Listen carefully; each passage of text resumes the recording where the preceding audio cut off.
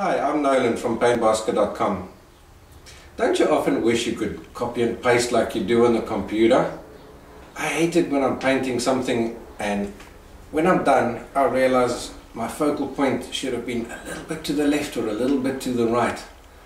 And if I could copy and paste it, that would be really handy.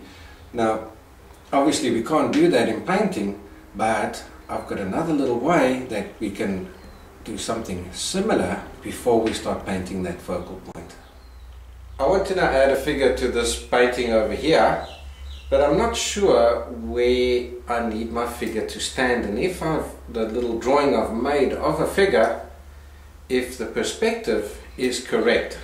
So I want to show a little trick that I do to check myself if I've got my figure in the correct position.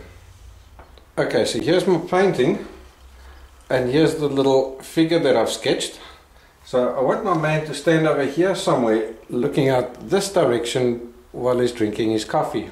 Now I'm not sure exactly where I want my figure to stand. Now you see, even though I've drawn him out on a piece of paper, I've got no clue what's going on behind here. So what I'm going to do is I'm going to transfer my little figurine onto a transparency, and that way I can move him up and down and left and right until I've got his positioning 100% correct.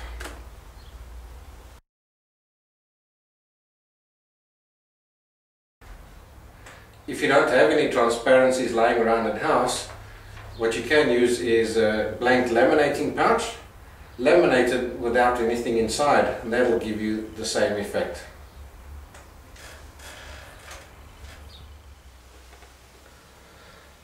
Now you can take your transparency or your laminated sheet and using a erasable whiteboard marker trace off your figure onto the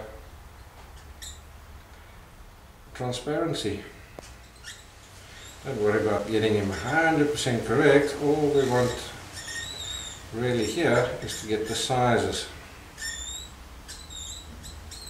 so that we can move him around. There we go. Now we've got a see-through background. Now let's put our figure into the painting and see where he fits.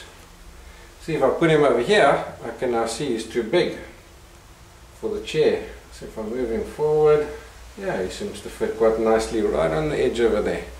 So he's looking out over the pool, having his morning coffee and just enjoying the scenery. Now you'll take a piece of masking tape and stick your transparency onto the canvas so that he can't move. Now take your original drawing and cut off 1 centimeter or 2 at the top of the page.